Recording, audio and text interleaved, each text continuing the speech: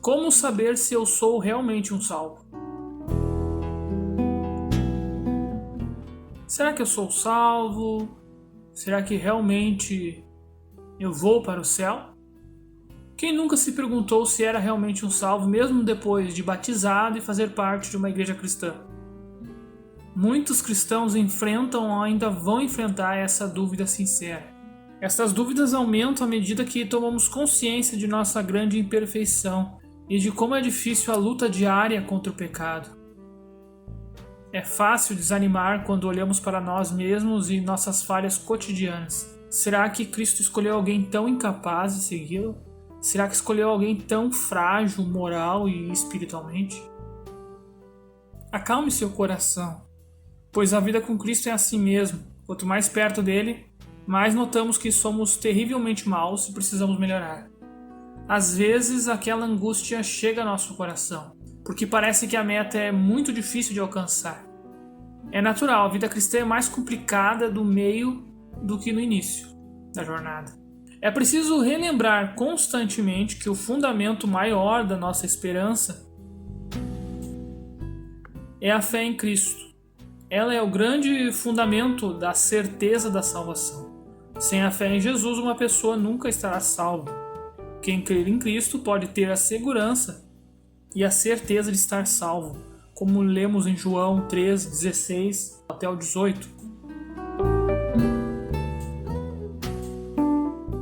Porque Deus amou o mundo de tal maneira que deu o seu Filho unigênito, para que todo aquele que nele crê não pereça, mas tenha a vida eterna. Pois Deus enviou o seu Filho ao mundo, não para condenar o mundo, mas para que este fosse salvo por meio dele. Quem nele crê não é condenado, mas quem não crê já está condenado, por não crer no nome do Filho unigênito de Deus.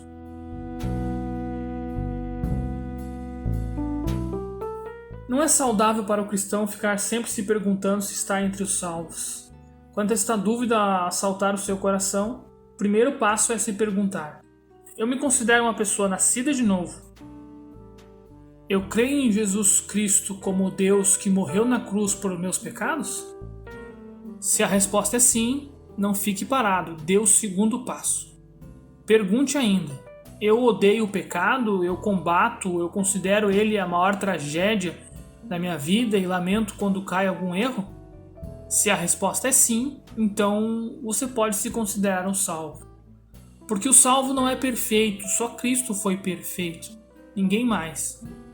Precisamos sim ser guiados pelo Espírito Santo para ter êxito.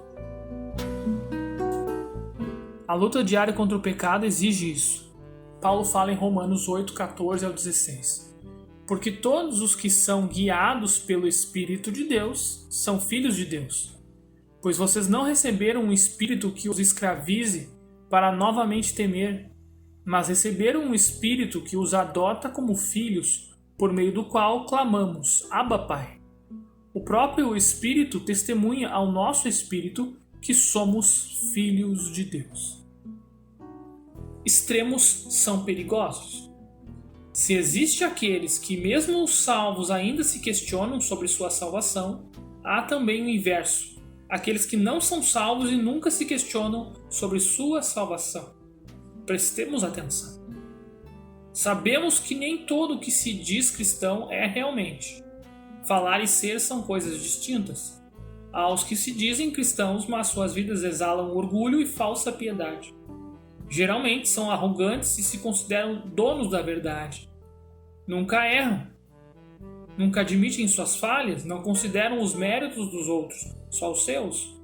Na época de Jesus, existiam escribas, fariseus, saduceus, entre outros, gente hipócrita que adorava condenar os outros, mesmo tendo o coração cheio de maldade, inveja e avareza.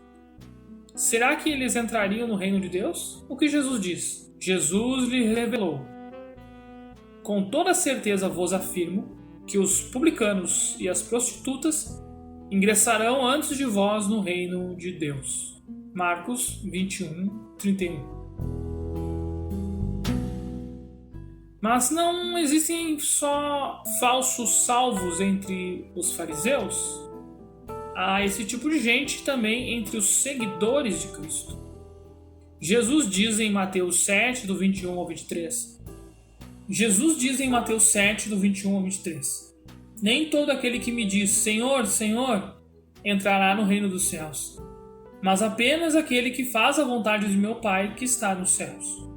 Muitos me dirão naquele dia, Senhor, Senhor, não profetizamos nós em teu nome? Em teu nome não expelimos demônios e não realizamos muitos milagres? Então eu lhes direi claramente, nunca os conheci, afastem-se de mim, vós que praticam o mal. Esse versículo não aponta para a salvação pelas obras. Pelo contrário, enfatiza o fato de que precisamos harmonizar coração e palavras, fazendo com que nossa fala e nossos atos sejam a expressão do que cremos. Isso importa num compromisso com Cristo e uma busca de santidade. Essa vida cristã exige uma luta constante contra as nossas tendências pecaminosas. Caminhando entre os extremos.